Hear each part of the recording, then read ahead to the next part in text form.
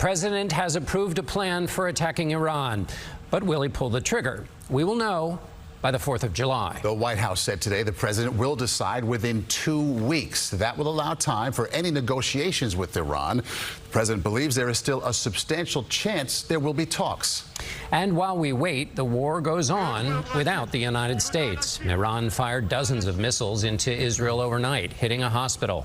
And Israel hit nuclear sites in Iran. As for any retaliation by Iran here in the United States, CBS News has learned that the FBI is stepping up its efforts to monitor any possible sleeper cells linked to Hezbollah, the terror group backed by Iran. We begin this evening with Weijia Jiang at the White House. Weijia? Well, just 3 days ago, President Trump warned everyone to evacuate Tehran immediately and rush back to Washington from an international summit for an emergency meeting in the Situation Room. But tonight, that level of urgency seems to have faded as he gives Iran another chance. More than 700 patients were inside the largest hospital in southern Israel when it took a direct hit from Iranian missiles overnight. Prime Minister Benjamin Netanyahu vowed to retaliate, and he lobbied President Trump to join the effort to end Iran's nuclear program. He gave them the chance to do it through negotiations. They strung him along.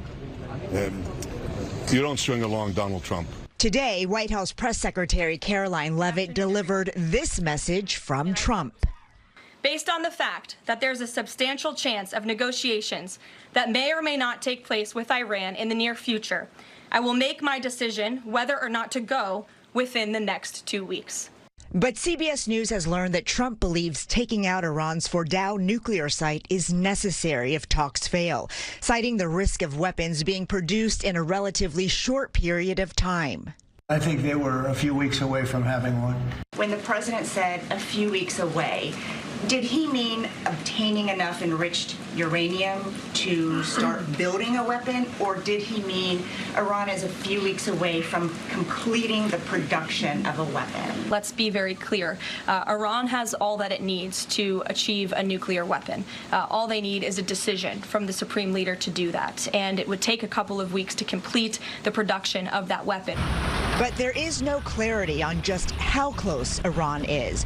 Today, the UN agency that inspects nuclear facilities around the world said Iran is accumulating highly enriched uranium at an almost military level, but there was no indication that there is an active plan to build a nuclear weapon.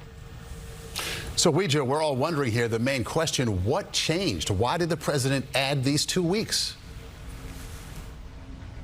Well, the sense of urgency and the rhetoric certainly changed, but the end goal has not. And this is a tactic that we have seen the president use often to pressure adversaries and competitors to come around to what he wants, like threatening wildly high tariffs to get new trade deals. In this case, what he really wants is for Iran to agree to abandon its nuclear program. And so, Weijia, is there any practical downside then to giving this 2-week cushion that he's announced?